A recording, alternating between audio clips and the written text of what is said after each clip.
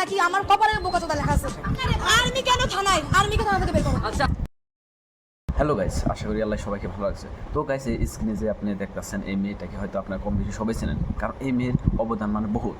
আমরা বলতে গেলে যে কতদিন আগে যখন কোটা আন্দোলন মানে ছাত্র আন্দোলন ছিল, তো এই মেয়েটার মানে ওই টাইম কী করছিল, ছাত্রদের পাশে থেকে আর কি বহুত আন্দোলন করছিল। শুধু নিজেদের কথা ভাবি আর বিশ্ববিদ্যালয়ে জানতে পারি।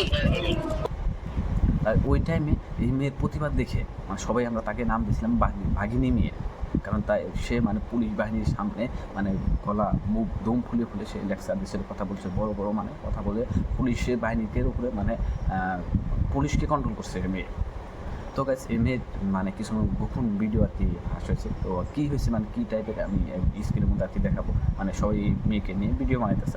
সামরার ব্যবসার কিছু দিয়ে বললাম নেওয়ার, সামনে দিয়ে বললাম নেওয়ার, ওরা জীবনে এই ব্যবসা। তো গাইস, মানে এই মেয়েটির কিছুমান ক্লিপ ভাইরাল হয়েছে, সেখানে দেখা যাচ্ছে সে মানে মদ্যপান করছে, তারপর আপনার নগ্ন অবস্থায়, ফুল নগ্ন নয় মানে কিছুমান আর কি ক্লিপ মানে ভিডিও ফুটেজ মানে ভাইরাল হয়েছে। ভাইরাল হওয়ার পরে এই মেয়েকে নিয়ে সবাই মানে ভিডিও বানাইতেছে যে এই মেয়ে নাকি প্রতিটা মানে আগে মানে খারাপ কামের লগে জড়িত ছিল। আর সোশ্যাল মিডিয়ায় মানে তার মানে একটা মেয়ে তো মানে ওপেন নিয়ে বলছে যে এই মেয়ে দেহাভাবে করছে, আগে করছে।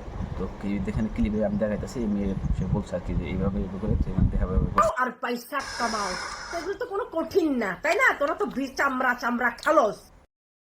হঠাৎ করে গাইস মানে যাওয়াকাল কি হয় মানে এক সেনাবাহিনীর লগে তার লগে মানে একটা তর্ক বিতর্ক আরম্ভ হয়ে যায়। এই তর্ক বিতর্কের মধ্যে কী করে বাঘিনী মেয়ে মানে উচ্চস্বরে কথা বলার টাইমে সেখানে যে মেজর আর্মি যেটা মেজর ছিল, সেই মেজর মানে দেখেন কি মানে কুল মাইন্ডের মানুষ, একটু জেদ তার জেদ তো খারাপ মানে সে বাঘিনী মেয়ে মানে কিছুমান কথা কি রং বলছে।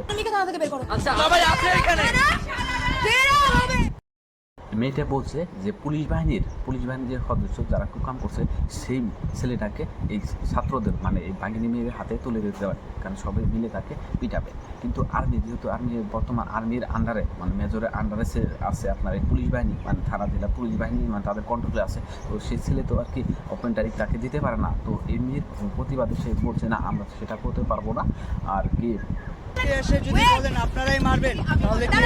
পেশাদারিত্ব ও ধৈর্যের পরিচয় দেওয়া কুল মাইন্ডে মানে এই ছেলেটা মানে সেনাবাহিনীর যেটা মেজর সে আর কি কন্ট্রোল করলো বস্তু।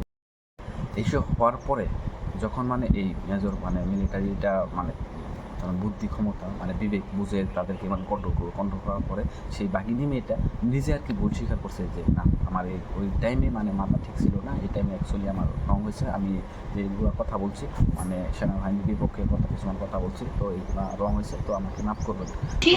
আমার যে ব্যবহার ছিল গতকালকে শেষ 1 ঘন্টার, আমি তার জন্য খুবই দুঃখিত। যাই হোক, লাস্ট পর্যন্ত দেখলাম যে মেয়েটা যেহেতু স্বীকার করছে আর এর মেয়েটার অবদান মানে বহুত। ফার্স্ট টাইমে যেহেতু ছাত্রদের পাশে মেয়েটাই ছিল, ফার্স্ট টাইম থেকে লাস্ট পর্যন্ত অফমাস আর মেয়েটা ছিল।